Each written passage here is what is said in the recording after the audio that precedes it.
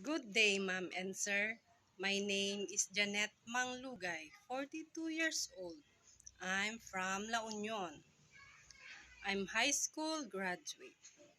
I am a widow with one son and he is 12 years old.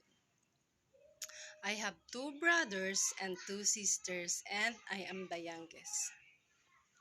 I work in Singapore as domestic helper for 4 years. I have one employer from 2005 to 2009. My employers are British family. My duties are cooking, cleaning, doing laundry, and taking care of their two little children. They are 7 years old and 2 years old girls. I know how to cook simple food like frying, steam, making soup, but I'm willing to learn how to cook other food. Ma'am and sir, I want to work abroad because I want to earn money for our living, especially to my child's education and to his future.